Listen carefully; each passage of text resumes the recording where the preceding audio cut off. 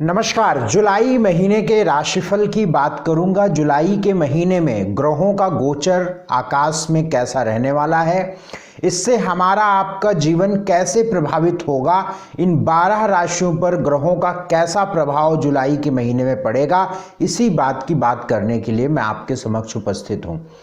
जुलाई के महीने में अगर हम सूर्य से लेकर राहु केतु तक के ग्रहों की बात करें तो हम देखते हैं कि सूर्य 16 जुलाई को अपनी राशि को परिवर्तित करके कर्क राशि में प्रवेश करेंगे।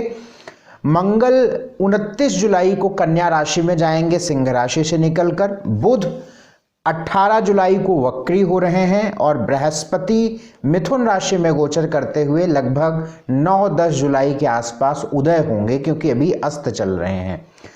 शुक्र वृषभ राशि में गोचर करेंगे इस पूरे महीने, लगभग 26 जुलाई को ये मिथुन राशि में प्रवेश करेंगे। शनि का मीन राशि में भ्रमण चल रहा है, लेकिन 13 जुलाई को शनि वक्री होने वाले हैं। राहु कुंभ में और केतु सिंह राशि में गोचर कर रहे हैं। इन ग्रहों के इस राशियों में गोचर का प्रभाव जुलाई के महीने में कैसा होने वाला है, इसकी बात मैं आपसे करने वाला हूं। या जो राशिफल आप बहुत करीब से इसे अनुभव कर पाएंगे यदि आप इसे लग्न राशि पर इसको फॉलो करेंगे तो। चंद्र राशि पर भी इसे आप मान सकते हैं, चंद्र राशि पर भी इसे आप देख सकते हैं। नाम आदि पर मेरा बहुत बिलीव नहीं है, तो इसलिए मैं आपको यही सलाह दूंगा कि आप लग्न राशि, अपनी कुंडली में जो लग्न राशि है या चंद्र राशि, इस पर इस राशिफल को देखिएगा तो निश्चित बेहद सटीक अनुभव आप करेंगे। दूसरी बात, यह राशिफल एक ग्रह गोचर की गति की बात से उसका फलादेश होता है, तो ये एक सामान्य आधार होता है। इसलिए आपको चाहिए कि कोई बड़े निर्णय आपको जीवन में लेने हैं तो अपनी जन्म कुंडली का अध्ययन, अपनी कुंडली का विश्लेषण किसी मर्मज्ञ ज्योतिषी से अवश्य करा लीजिएगा। अगर आप हमसे अपॉइंटमेंट लेकर अपनी कुंडली का विश्लेषण कराना चाहते हैं तो स्क्रीन पर आपके नंबर है, इन नंबरों पर संपर्क करिएगा। इस वीडियो में हम आपसे सबसे पहले 4 राशियों की बात करेंगे, मेष, वृषभ, मिथुन और कर्क। उसके बाद अगले वीडियो में अगली 4 राशियों की बात हम करेंगे। इस वीडियो में सबसे पहले मेष राशि की। मेष राशि के ग्रह गोचर की बात करें तो मंगल का सिंह राशि में गोचर चल रहा है। क्योंकि मंगल की सबसे पहले बात इसलिए क्योंकि मेष राशि आपकी है तो आपकी राशि मंगल से संचालित होती है, और मंगल जब पंचम भाव में गोचर कर रहे हैं तो ये एक अच्छा गोचर है आपके निर्णय के लिए, डिसीजंस के लिए, आगे बढ़ने के लिए, लोगों के सहयोग मिलने को लेकर। मंगल का पंचम भाव में गोचर अच्छा होता है, क्योंकि लग्नेश होकर त्रिकोण में गोचर हो रहा है, पंचम में गोचर हो रहा है। जब भी कोई ग्रह 1-5-9 अपने स्थान से 1-5-9 गोचर करता है तो वो निश्चित अच्छे परिणाम ही देता है। अब ऐसी कंडीशन में पंचम भाव में जब मंगल सिंह राशि यानी मित्र राशि के राशि में घर में है तो ये एक अच्छी बात है। चाहे वो आपके एजुकेशन को लेकर बात कहें, स्वास्थ्य को लेकर बात कहें, भाग्य को लेकर बात कहें, करियर को लेकर बात कहें, या किसी अपने का सहयोग या रिश्तों को लेकर बात करें, कुल मिलाकर मंगल का गोचर यहाँ पे बहुत अच्छा परिणाम देगा। और ये अभी 28 जुलाई तक लगभग रहने वाला है। लेकिन यहाँ पर केतु भी साथ है, तो इस बात का भी ध्यान रखिएगा। केतु जब भी एक साथ होता है मंगल केतु के, तो ये लगभग 19-20 जुलाई के बाद से बहुत क्लोज होंगे, जिसमें आपके जीवन में गुस्सा, क्रोध बढ़ेगा, झगड़े होने शुरू हो जाएंगे, लव लाइफ आदि डिस्टर्ब होनी शुरू हो जाएगी, पेट की तकलीफ, संतान से जुड़ी परेशानियां परेशान करने लगेंगी। तो इस बात का भी ख्याल यहाँ पे रखना है, क्योंकि मंगल और केतु का अंगारक दोष भी बना हुआ है। दूसरी बात यहाँ पे अगर हम देखें तो सूर्य का गोचर 16 जुलाई को कर्क राशि में प्रवेश करेगा। कर्क राशि में 16 जुलाई को जब सूर्य जाएंगे तो कर्म भाव पर दृष्टि डालेंगे, सुख भाव में प्रवेश करके कर्म भाव पर दृष्टि डालेंगे। तो करियर को लेकर तो अच्छी बात रहेगी, लेकिन माता के स्वास्थ्य को लेकर ध्यान यहाँ पे रख के चलना चाहिए। माँ के स्वास्थ्य को, माँ के साथ संबंधों का यहाँ पे ध्यान रखना चाहिए, क्योंकि सूर्य कर्क राशि में होंगे तो कर्क राशि सूर्य की शत्रु राशि होती है। इस बात का ध्यान यहाँ पे रख के आपको चलना चाहिए। तीसरी बात यहाँ पे देखें तो इस पूरे महीने में मुझे आपकी फाइनेंशियल कंडीशन अनुकूल होती नजर आती है, बेहतर होती नजर आती है। उसका सीधा एक कारण है कि धन भाव के मालिक शुक्र का गोचर धन भाव में ही हो रहा है। आप देखेंगे तो वृषभ राशि में शुक्र बैठे हुए हैं, द्वितीय भाव, धन भाव दूसरा भाव होता है, और जब धन भाव में शुक्र हो, अपनी राशि के हो, तो ये फाइनेंशियल कंडीशन बेहतर करते हैं। तो इसका मतलब है जुलाई के महीने में मेष राशि वालों के जीवन में फाइनेंशियली आप मजबूत होते नजर आ रहे हैं। कुछ रुके हुए धन मिलने के योग या फाइनेंशियली बेहतर होने के योग नजर आते हैं। बाकी इस महीने को अगर हम देखें तो यह महीना अच्छा मुझे नज़र आता है, क्योंकि सूर्य के गोचर की बात करें, मंगल के गोचर की बात करें, शुक्र के गोचर की बात करें, तो यह बात बड़ी अच्छी नज़र आती है। इस महीने कुछ अशुभ तारीखें यानी इनऑस्पिशियस तारीखों की बात करें जिन पर आपको अपने बड़े ज़रूरी काम नहीं करने चाहिए, वे तारीखें हैं इस महीने की 2, 3, 6, 7, 11, 12, 13। ये तारीखें अवश्य नोट करके रखिएगा, क्योंकि ये तारीखें आपके लिए शुभ नहीं हैं। मेष राशि वालों के लिए ये तारीखें अच्छी नहीं हैं, इसलिए इन पर आपको बड़े ज़रूरी काम नहीं करने चाहिए। स्वास्थ्य की बात इस महीने मेष राशि वालों के लिए करें तो स्वास्थ्य निश्चित तौर पर आपका बेहतर होता नजर आ रहा है। पेट का थोड़ा ख्याल रख के अपने चलिएगा, क्योंकि मंगल और केतु की युति भी है इस महीने, लेकिन स्वास्थ्य लगभग अनुकूल रहेगा, ऐसा ग्रह गोचर इस महीने बताता है। धन की बात करें तो मैंने पहले ही आपको बताया कि धन भाव का मालिक धन भाव में एक अच्छी स्थिति होती है। हाँ, लाभ का मालिक व्यय भाव में है, तो शुरू के 15 दिनों तक खर्च ज़्यादा रहेगा, लेकिन उसके बाद खर्च में भी कहीं ना कहीं बेहतर स्थिति होगी जब शनि वक्री हो जाएंगे। और धन भाव में तो जो शुक्र का गोचर हो रहा है ये तो लाभ देगा ही देगा। एजुकेशन को लेकर भी यह महीना ठीक है, लेकिन जो भी आपको बड़े निर्णय एजुकेशन में लेना चाहिए वो 16-17 जुलाई के पहले ले लेना चाहिए, ये अच्छा रहेगा। नौकरी की बात करें तो नौकरी में भी इस महीने अनुकूल स्थिति बनती है। अंतिम के 20-22 तारीख के बाद जब सूर्य की दृष्टि कर्म भाव पर पड़ेगी तो, और जब शनि वक्री हो जाएंगे 13 जुलाई को, तो ये दोनों बातें आपके जॉब के लिए अच्छी होंगी। तो आपके लिए ठीक है, लगभग पूरा महीना ही ठीक है, लेकिन अगर हम और अच्छी स्थिति की बात करें तो 22-23 जुलाई के बाद ज़्यादा अनुकूल स्थिति बन रही है। बिजनेस को लेकर बहुत अच्छा महीना है, क्योंकि सप्तमेश द्वितीय भाव में बैठे हुए हैं, धन भाव में बैठे हुए हैं, तो व्यापार को लेकर यह पूरा महीना बहुत अनुकूल नज़र आता है। 25-26 जुलाई तक बड़ा अच्छा नज़र आता है। मैरिटल लाइफ भी बहुत अच्छी है इस महीने। लव लाइफ डिस्टर्ब होगी 18-19 जुलाई के बाद, मंगल केतु की युति पंचम भाव में ये क्लोज हो जाएगी, ये लव लाइफ को आपके डिस्टर्ब करेगी, तो आप सतर्क रहिएगा। सोशल लाइफ आपकी अच्छी नज़र आती है। मेष राशि वालों के लिए इस महीने क्या उपाय करने चाहिए, एक तो 2-3 काम आपको हम बता देते हैं। भगवान सूर्य को जल, गायत्री मंत्र का जप करते रहिए। घर के आसपास जो डॉग्स घूमते हैं उनको फीड आप कराते रहिए, और बेहद सात्विक आहार लीजिएगा, ये मेष राशि वालों को ध्यान रखना है।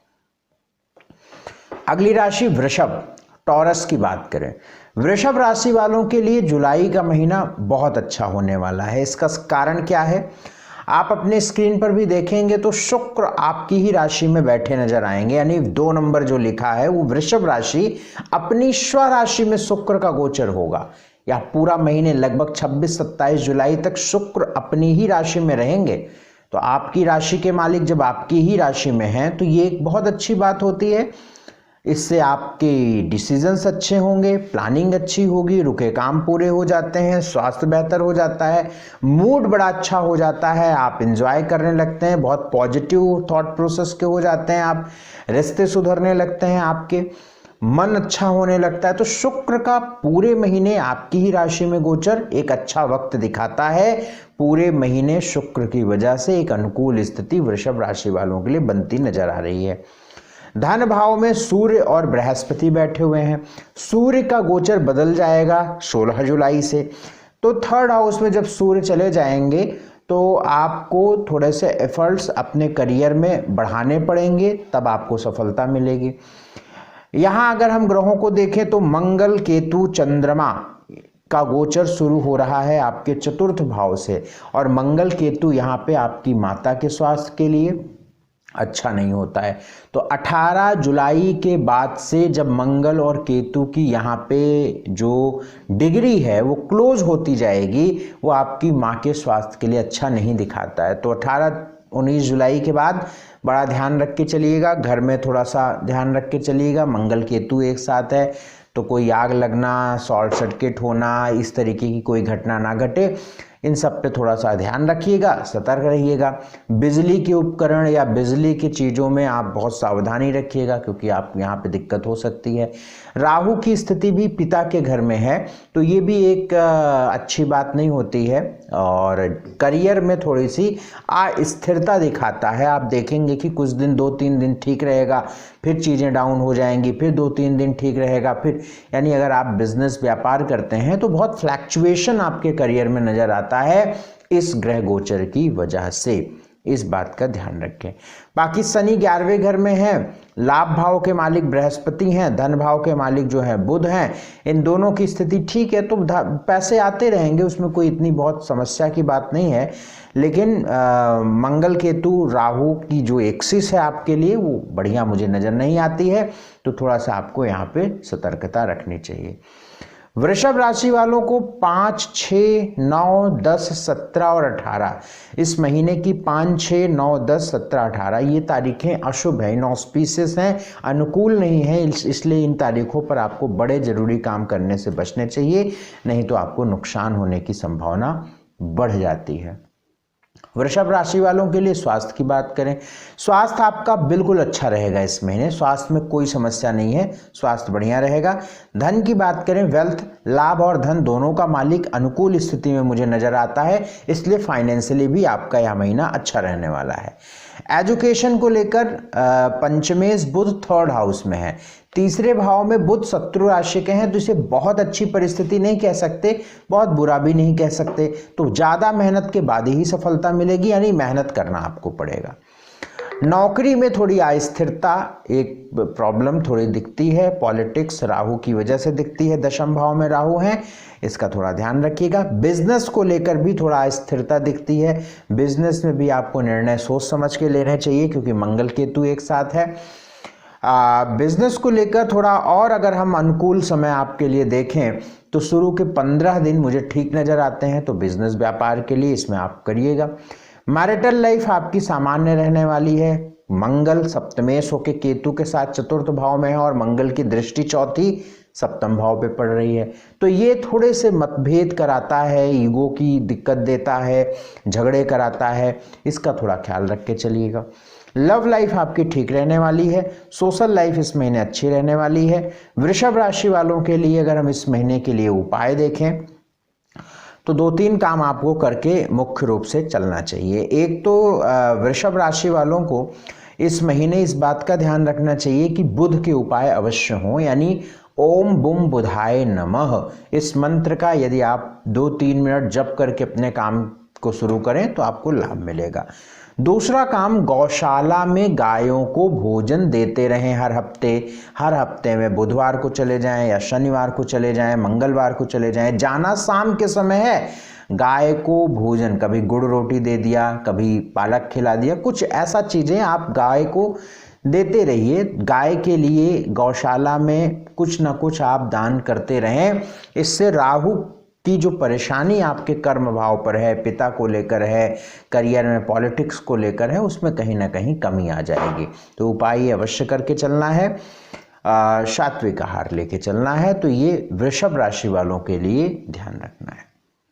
मिथुन राशि, जुलाई की बात कर लेते हैं। जुलाई में मिथुन राशि वालों के ग्रहों की स्थितियों को देखूं, आपके स्क्रीन पर बनी होगी कुंडली, आप समझिएगा कि बृहस्पति और सूर्य आपकी ही राशि से भ्रमण इस महीने करेंगे, और ये एक बहुत अच्छी बात होती है, क्योंकि केंद्र का मालिक बृहस्पति है, सप्तम और दशम यानी करियर का भी मालिक बृहस्पति है, और वो आपके तीसरे भाव सूर्य के साथ युति करके बृहस्पति और सूर्य की युति बहुत अच्छी होती है, लगन में है। निश्चित तौर पर इस महीने ऐसी प्रोबेबिलिटी, ऐसी संभावना है कि करियर से संबंधित कुछ नया मौका, नई अपॉर्चुनिटी, नया ऑफर आपको मिले और करियर आपके लिए बेहतर स्थिति में आगे बढ़े।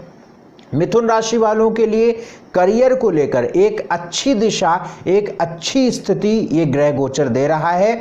बृहस्पति और सूर्य की युति लगन में अच्छे परिणाम देगी और चूंकि बृहस्पति जैसे करियर के मालिक हैं, वैसे सप्तम भाव यानी दाम्पत्य जीवन के भी मालिक बृहस्पति हैं, तो ये विवाह से संबंधित भी मामलों में आपको अनुकूलता देगा। यानी यदि विवाह के रिश्तों के लिए आप परेशान हैं, वैवाहिक जीवन में परेशानियां हैं या किसी तौर पे मैरिटल लाइफ या मैरिज से रिलेटेड प्रॉब्लम्स भी यहाँ पे ख़त्म होंगी और नए मौके या नई चीज़ें आपके जीवन में आएंगी। एक और अच्छी बात यहाँ पे नज़र आती है कि 12वें भाव में शुक्र का गोचर है, विदेश स्थान पे शुक्र का गोचर। जो लोग करियर के लिए या किसी भी प्रकार से फॉरेन जाने की स्थिति में हैं या प्रयास कर रहे हैं फॉरेन जाने के लिए, तो 12वें घर का शुक्र आपके इस प्रयास को निश्चित तौर पर सफलता देगा।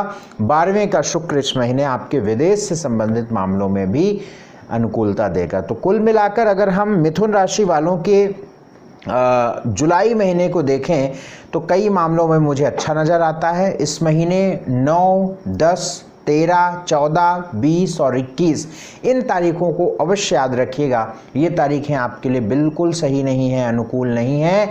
इन तारीखों पर आपके समस्या, प्रॉब्लम्स होने के योग नज़र आते हैं, इस पर ध्यान रखिएगा। सबसे पहले स्वास्थ्य की बात। स्वास्थ्य में अगर हम देखें तो बुध कर्क राशि में द्वितीय भाव में गोचर कर रहे हैं और बुध वक्री भी हो जाएंगे। तो लग्नेश का वक्री होना, लग्नेश का शत्रु भाव में गोचर करना ये बहुत अच्छा नहीं होता है। शत्रु राशि में गोचर करना ये अच्छा नहीं होता है, स्वास्थ्य को लेकर खराब करता है, हेल्थ के लिए अच्छा नहीं होता है। ऐसे में व्यक्ति को गले का, मुंह का, दांतों का, नसों का बड़ा ध्यान रख के चलना चाहिए। तो स्वास्थ्य में आपको इस पूरे महीने ध्यान रख के चलना है। स्वास्थ्य को लेकर बहुत अनुकूलता मिथुन राशि वालों के लिए मुझे नज़र नहीं आती है, इसका ध्यान रखिए। धन की बात करें, वेल्थ की बात करें तो लाभ स्थान का मालिक मंगल है, धन स्थान का मालिक चंद्रमा है। इस पूरे महीने की शुरुआत ही मंगल और चंद्रमा की युति से हो रही है और मंगल की स्थिति भी ठीक है। तो फाइनेंशियली